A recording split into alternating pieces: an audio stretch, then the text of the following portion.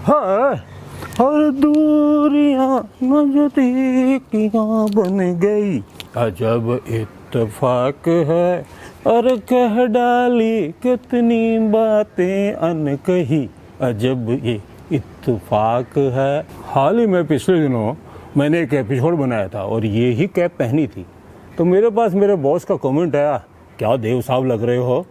लेकिन मैं देव साहब नहीं हूँ, मैं उनका चेला हूँ। देवानंद परिवार, चेतनानंद, देवानंद और विजयानंद, ऑल लीजेंड्स जिन्होंने इस इंडस्ट्री के लिए बहुत कुछ किया। तो आज हम बात करेंगे देवानंद की। नंबर 1। देवानंद का जन्म 26 सितंबर 1923 को हुआ और उन्होंने भरपूर जीवन जिया 88 साल तक। और आपको जान के ताजुब होगा, 1923 में जन्मे देवानंद 1943 में बॉम्बे पहुंच गए और उन्होंने फिल्मों के लिए संघर्ष करना शुरू किया। यहाँ एक बड़ी दिलचस्प बात है कि वो फिल्म देखना चाहते थे लेकिन उनके पास पैसे नहीं होते थे। लेकिन उन्हें बचपन में बहुत सी स्टैम्प्स इकट्ठी की थी। अपना स्टैम्प का कलेक्शन उन्होंने 30 रुपये में बेचा और फिल्में देखने शुरू की। उन्हें पता लगा कि फिल्मों में मैं हीरो बन सकता हूँ और इसी तलाश में वो पूना पहुँच गए और 1946 में प्रभात की फिल्म हम एक हैं उसमें काम किया, जिसके डायरेक्टर थे पीएल संतोषी। नंबर 2। 1946 में पूना में काम करते हुए उनकी मुलाकात हुई गुरुदत्त से और वो मुलाकात ऐसी दोस्ती में बदली कि उन्होंने आपस में वादा किया, अगर मैं कोई फिल्म बनाऊंगा तो उसे तुम डायरेक्ट करोगे और अगर तुम कोई फिल्म बनाओगे तो उसका हीरो मैं होऊंगा। नेचुरली वो वक्त आया। 1948 में उन्होंने बॉम्बे टॉकीज ज्वाइन किया और 1949 में उन्होंने अपने बड़े भाई चेतन आनंद को भी बॉम्बे बुला लिया और वो भी फिल्म बनाने लगे। नवकेतन की स्थापना हो गई और 1951 में जो पहली फिल्म बनी जिसके हीरो देवानंद थे, कल्पना कार्तिक उनके साथ थी और इस फिल्म के डायरेक्टर थे गुरुदत्त। नंबर 3।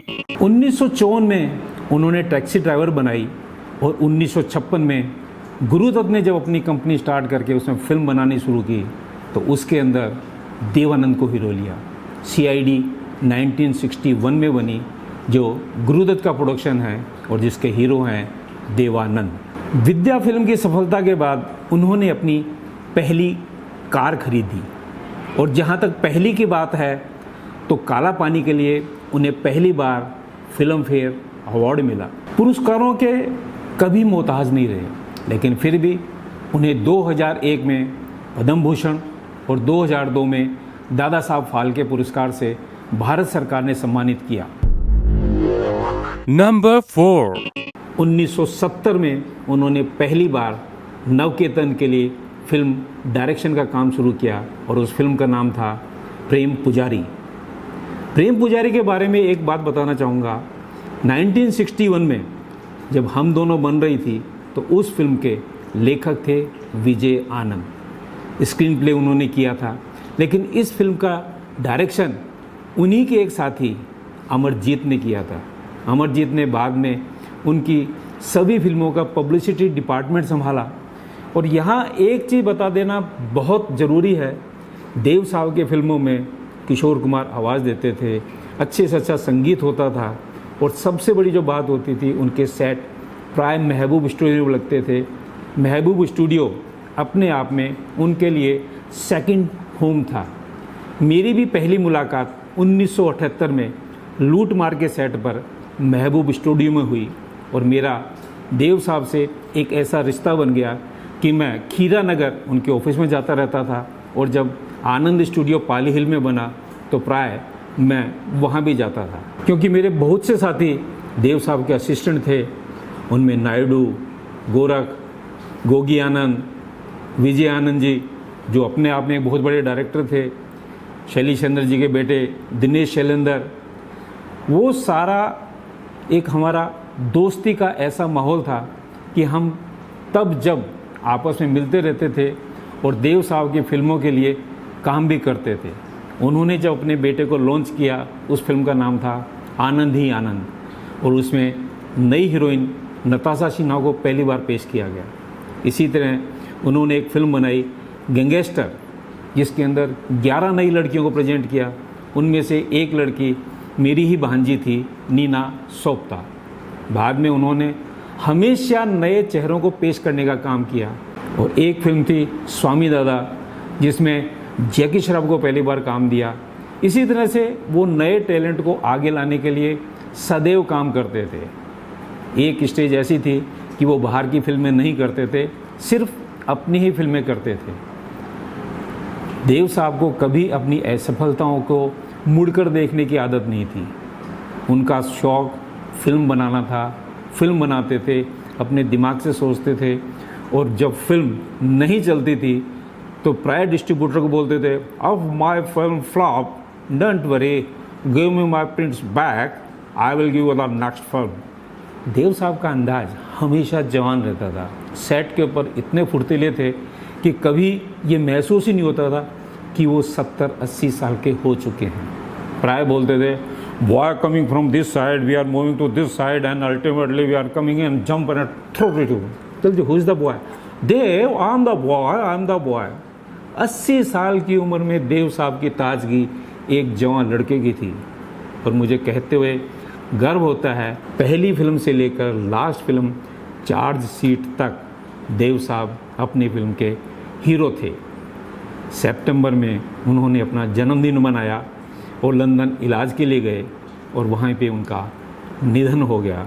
2011 का वो मनहूस दिन देवानंद के प्रेमी कभी नहीं भूल सकते, जब देव साहब हम सबको छोड़कर चले गए। उन्होंने अपने जीवन में बहुत सी फिल्में की। उन फिल्मों की लिस्ट हम अपने प्रशंसकों के लिए प्रस्तुत कर रहे हैं।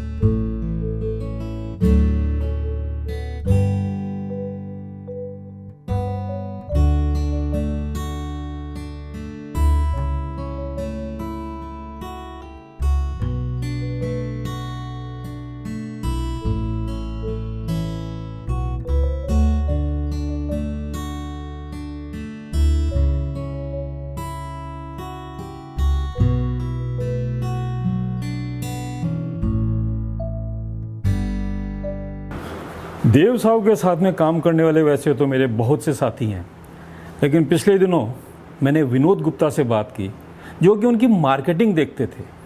उन्होंने फ़ोन पे ही मुझे बहुत सी ऐसी बातें बताई जो अपने आप में यूनिक है। देव साहब की लास्ट फिल्म चार्जशीट नहीं, उनकी 1961 की बनी हुई फिल्म हम दोनों थी। तब वो फिल्म ब्लैक एंड वाइट में थी और उसको उन्होंने कलर में कन्वर्ट कर लिया था। 35 mm फिल्म सिनेमास्कोप के अंदर बनाई गई। उस फिल्म में मोनो साउंड ट्रैक था, जिसको उन्होंने रीमिक्स करके 7.1 कन्वर्ट किया, जो अपने आप में एक लाजवाब फिल्म है। हम कॉपीराइट के चलते वो फिल्म आपको दिखा नहीं सकते, लेकिन बहुत जल्द वो फिल्म आप YouTube पर भी देख पाएंगे। देखिएगा, 1961 की ब्लैक एंड वाइट फिल्म और आज के दौर की कलर की हुई फिल्म, जो किसी भी रूप में मुगल आजम से कम नज़र नहीं आती। क्या कलर्स, क्या टेकिंग, और सबसे बड़ी बात जो मुझे विनोद गुप्ता ने बताई, वो आप खुद सुन लीजिए। सर, सबसे पहले तो मैं सुरेश मुदगल जी को धन्यवाद देना चाहूँगा इतना बढ़िया प्रोग्राम बनाने के लिए। ये हमारी जिम्मेदारी है कि हम जो जानकारी हमें है वो जानकारी आने वाली पीढ़ी के पास भी हो, और जो लेजेंड्स हुए हैं उनके बारे में आने वाली पीढ़ी भी जाने समझे कि किस तरह से वो काम करते थे, किस तरह से उनका जुनून था और वो क्यों लेजेंड कहलाते हैं। आज बात हो रही है देव साहब की और उनकी अमर की। हम दोनों को जब देव साहब ने कलर किया तो ये मेरा सौभाग्य था कि मैंने उस फिल्म में उनके साथ काम किया। उसकी मार्केटिंग का जिम्मा मेरे पास था। हमने जब उसका ट्रायल देखा तो देव साहब इतने उत्साहित होकर एक एक सीन के बारे में बता रहे थे कि ये हमने ऐसे किया, यहाँ पे शूट किया। उस दौर के जो फिल्म मेकर थे वो पैशन के लिए फ़िल्म बनाते थे, और आज के जो फिल्म मेकर हैं वो कलेक्शन के लिए फ़िल्म बनाते हैं। 100 करोड़, 200 करोड़, 300 करोड़। लेकिन जो आप अगर पुरानी फिल्में देखें तो जो आत्मा जो उस फिल्म के अंदर होती थी वो आज नहीं है। हम दोनों, अगर आप पिक्चर ध्यान से देखेंगे तो शुरुआत के 7-8 मिनट तक कोई डायलॉग नहीं। फिल्म शुरू होती है गाने के साथ, अभी ना जाओ छोड़ कर के दिल अभी भरा नहीं।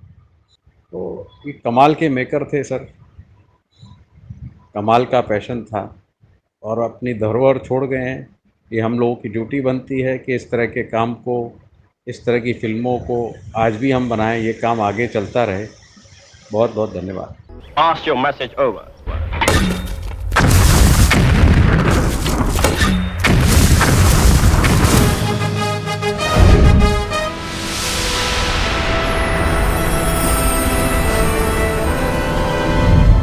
अगर आपको हमारा यह वीडियो पसंद आया है तो इसे लाइक करें और सब्सक्राइब करें और बेल आइकन का बटन दबाना ना भूलें।